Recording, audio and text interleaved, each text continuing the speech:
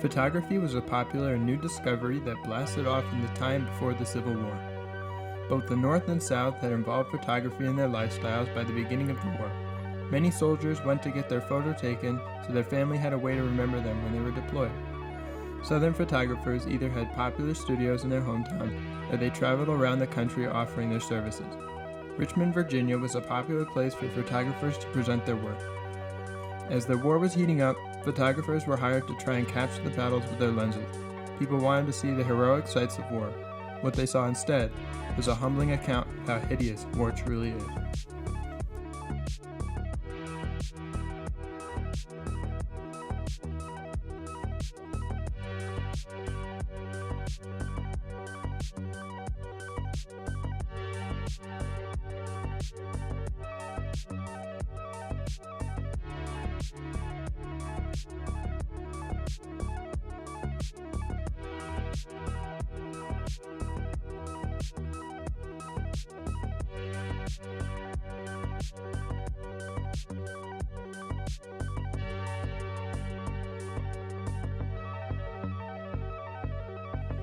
Matthew Brady started his photography during the Civil War by putting an ad in the newspaper promoting the purchase of cartes de visite by parents of soldiers to remember them by.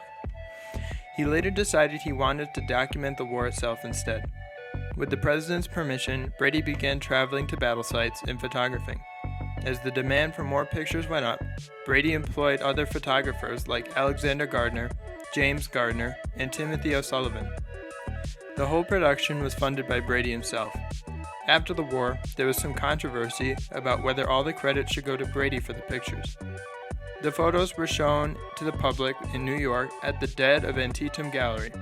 This event was what sparked the realization that the war was not the heroic act that everyone thought it was.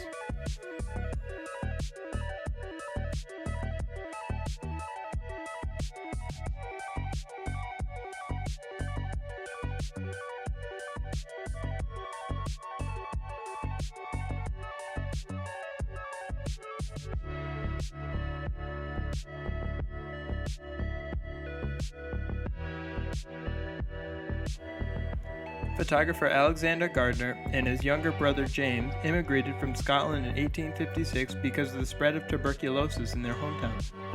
The two had heard of Matt Brady and his work while living overseas and were interested in meeting him. The brothers stayed in New York, where they reached out to the well-known photographer looking for an opportunity. Alexander's work with Brady included taking aftermath pictures of the battles and before shots of the soldiers.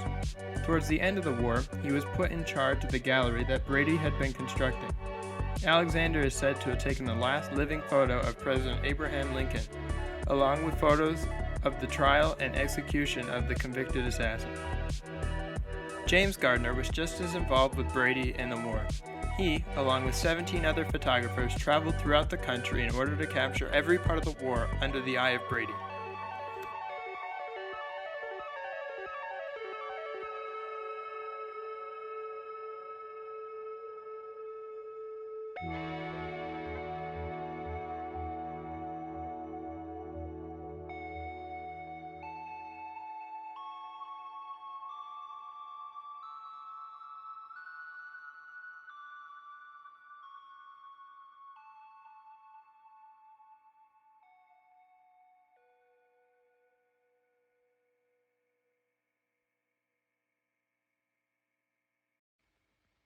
Photographers had either one or two jobs during the war. They could be hired privately to take pictures for a company, or they could be working as spies for either side of the dispute. These photographers would find out kinds of barricades and camps the other had set up. Either of these jobs was very dangerous. Many private photographers were shot as they were setting up their equipment or trying to take the photos.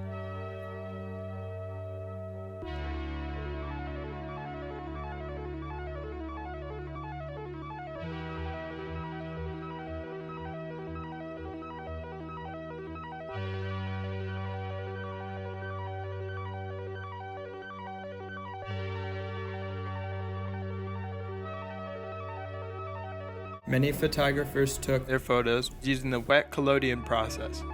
The wet collodion process started with painting glass with a mixture of soluble iodide and collodion, or cellulose nitrate. The plate was then almost ready to capture an image. The only thing left was to immerse the plate in a solution of silver nitrate.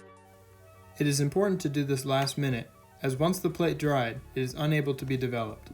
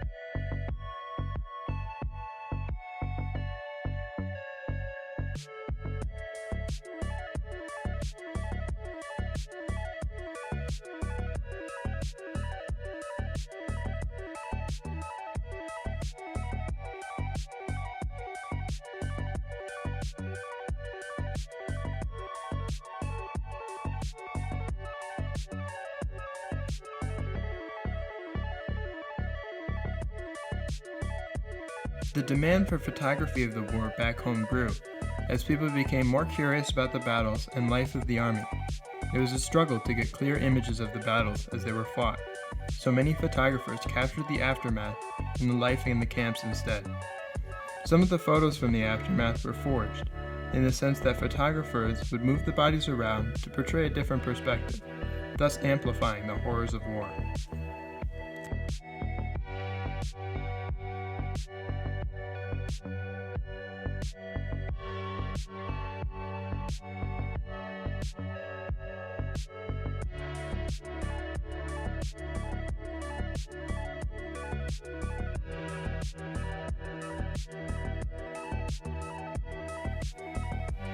With the rise of the war and photographers capturing images of it, came advancements to photography. One of the most interesting advancements was the development of 3D image capture. From the same vein as how a person's eyes combine two images to create depth in their vision, photographers during this time used a similar method to develop 3D pictures. Photographers used precise calculations to align two lenses so that they were able to capture a single stereo image. Once processed, these 3D pictures had the same depth as if you had actually been on the battlefield. These 3D images added to the exposure that people received during this time about the true nature of the war, giving them an image that made it feel like they were actually there.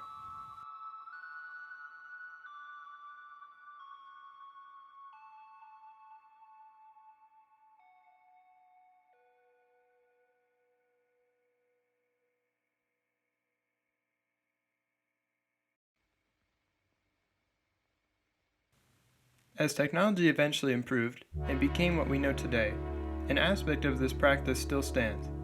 There are still the brave souls who go out of their way for their craft to capture an image of war and enlighten our society about how horrible it truly is.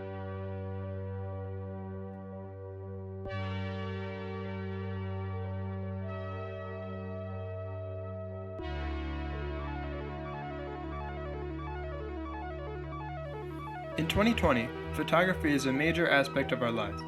We share photos constantly and take photos of pretty much everything. These photographers in the Civil War started this movement and demonstrated the power of photography to the masses. From this point on, photography would be the forefront of the media, the arts, and the homes of the people.